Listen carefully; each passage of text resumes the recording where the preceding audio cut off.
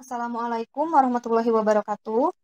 Halo teman-teman semuanya, perkenalkan saya Mayang Kusuma Dewi. Pada kesempatan kali ini, saya akan sharing mengenai reologi dan viskositas. Untuk outline yang akan dibahas, diantaranya yaitu reologi, viskositas, jenis aliran, dan aplikasinya dalam sediaan suspensi.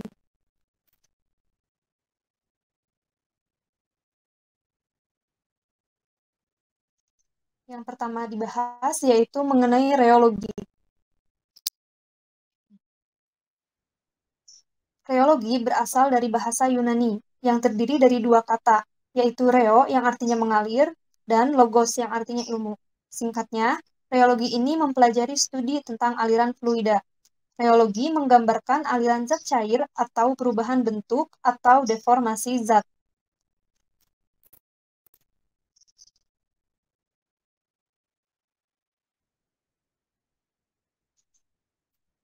Penerapan reologi dalam bidang farmasi diantaranya yaitu terlibat dalam pencampuran dan aliran bahan-bahan, pengemasan bahan ke dalam wadah serta pengeluarannya saat dipakai, meliputi kemudahan penuangan dari botol, penekanan atau pengeluaran dari tub atau wadah lain, pelewatan melalui jalur jarum suntik, dan reologi ini mempengaruhi kestabilan fisik dan bioavailabilitas. Selanjutnya, viskositas. Reologi ini berhubungan dengan viskositas atau kekentalan.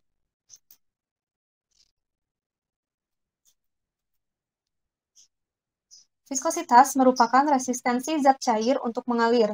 Semakin tinggi viskositas cairan, maka akan semakin besar gaya resistensinya.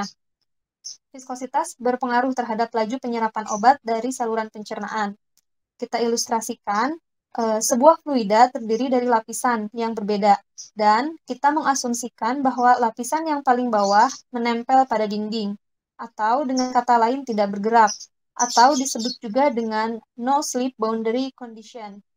Lapisan paling bawah memiliki kecepatan 0 karena menempel kepada dinding. Sedangkan lapisan paling atas bergerak ke arah di mana gaya geser diterapkan. Secara matematis, di sini kita memiliki garis vertikal yang dinyatakan sebagai AC. Dan setelah penerapan gaya geser, katakanlah titik C ini bergerak ke titik C aksen. Dengan kata lain, bergerak dengan jarak delta X. Sehingga garis-garis vertikal AC dibelokkan ke AC aksen. Dan sudut defleksi tersebut adalah delta theta. Dan juga misalnya jarak antara A dan C adalah dy. Jadi sekarang kita mengetahui dari trigonometri bahwa tan delta theta sama dengan delta X per delta Y. Setelah mempelajari viskositas dan reologi, mari kita pelajari mengenai sifat alirannya yang dapat mempengaruhi kualitas sediaan.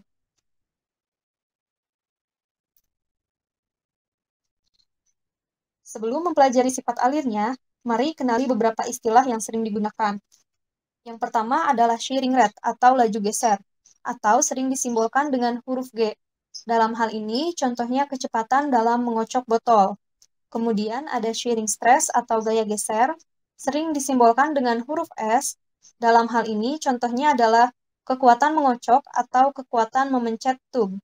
Kemudian ada shear thickening system atau sistem geser kental, karena dengan tingginya shear stress, maka viskositasnya menjadi naik. Selanjutnya ada shear thinning system, yaitu sistem geser encer. Karena dengan menaiknya shear stress, maka viskositasnya menjadi turun. Selanjutnya adalah tipe aliran. Tipe aliran dibagi menjadi dua, yaitu aliran Newton dan non-Newtonian. Aliran Newton merupakan jenis aliran yang ideal, di mana makin tingginya viskositas, maka semakin tinggi pula gaya gesernya. Newton merupakan orang pertama yang mempelajari sifat-sifat aliran secara kuantitatif.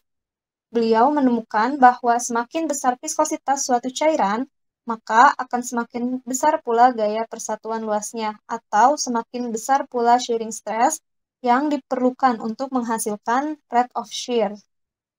Di sini terdapat rumus S sama dengan N kali G, di mana N ini adalah koefisien viskositas atau viskositas. Satuan viskositas adalah poise, didefinisikan sebagai gaya geser yang diperlukan agar menghasilkan kecepatan 1 cm per detik di antara dua bidang sejajar cairan yang masing-masing luasnya 1 cm persegi dan dipisahkan oleh jarak 1 cm. Selanjutnya, shearing stress ini berbanding lurus dengan rate of shear. Kemudian, pada kurva dapat diketahui bahwa aliran Newton tidak membutuhkan energi atau gaya untuk bisa mengalir karena akan mengalir dengan sendirinya mengikuti gaya gravitasi, sehingga viskositas zat tidak berubah.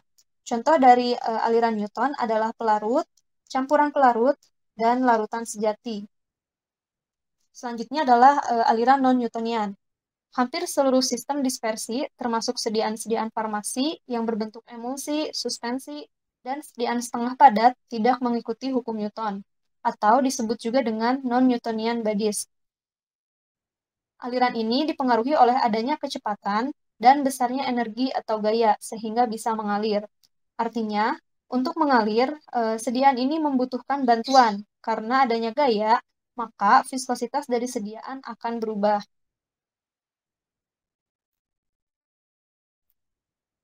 Sekarang kita bahas mengenai aliran non-Newton.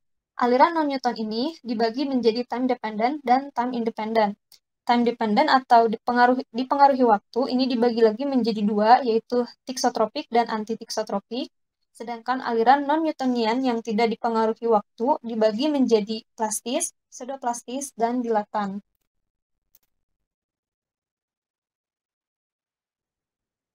Yang pertama adalah aliran plastis. Kurva aliran plastis tidak melalui titik 0,0, tetapi memotong sumbu shearing stress pada yield value, di mana yield value ini merupakan harga yang harus dipenuhi agar cairan mulai mengalir. Contoh dari aliran plastis ini adalah suspensi terflokulasi, di mana yield value merupakan nilai yang dibutuhkan untuk memecah ikatan antar partikel terflokulasi.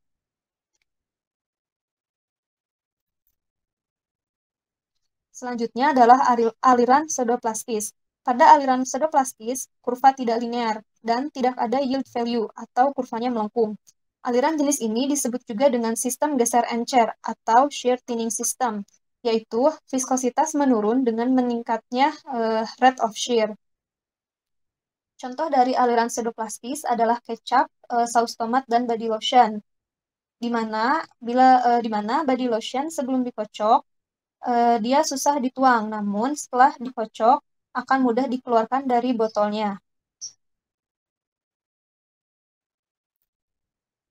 Selanjutnya aliran dilatan. Aliran jenis ini disebut juga dengan sistem geser kental atau shear thickening system, yaitu viskositas meningkat dengan meningkatnya rate of shear. Contohnya adalah salep dan pasta karena membutuhkan tekanan yang lebih besar untuk mengeluarkannya dari wadah.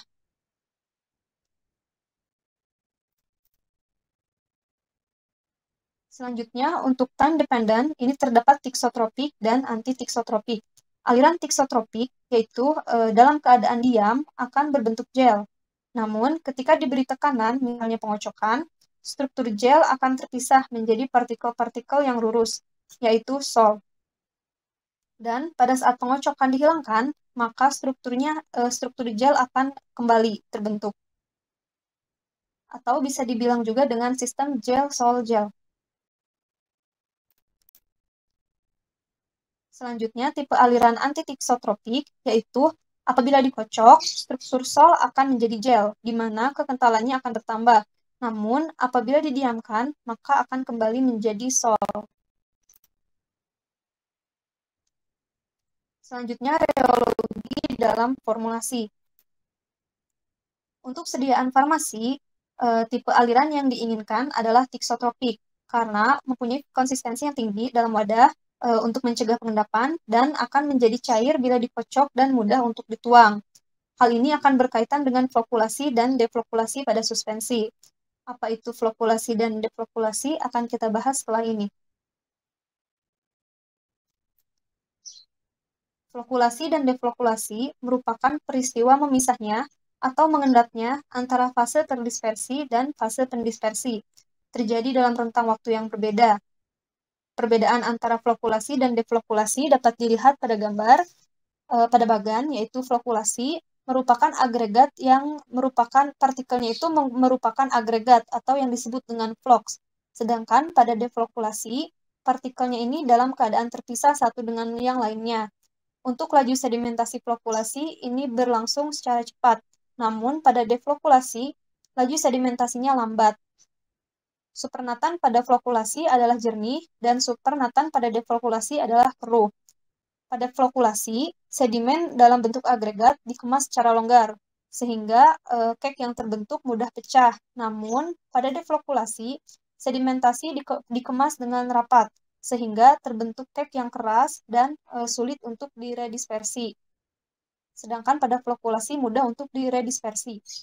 Kemudian, penampilan pada flokulasi ini cenderung menyenangkan, dan namun bioavailabilitasnya rendah. Dan untuk deflokulasi, untuk penampilannya ini cenderung menyenangkan dan bioavailabilitasnya tinggi.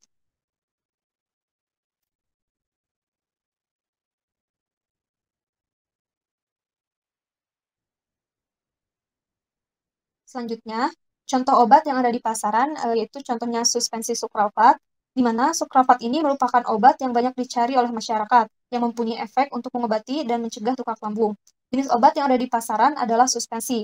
Diketahui bahwa sebelum mengkonsumsi obat ini harus dikocok terlebih dahulu. Hal ini menunjukkan bahwa jenis alirannya adalah aliran non-Newtonian, di mana dibutuhkan gaya yang bertujuan agar partikelnya terdistribusi secara merata. Suspensi bisa mengalami flokulasi dan deflokulasi, namun deflokulasi tidak diharapkan pada sediaan cair ini. Aliran yang diharapkan adalah aliran tiksotropik karena suspensi tiksotropik tidak akan mengendap dengan segera dalam wadahnya, dan keseragaman suspensi bertahan lama setelah digunakan. Selain itu, suspensi tiksotropik memperoleh kembali konsistensinya dengan cepat, sehingga partikel-partikel tetap berada dalam keadaan tersuspensi.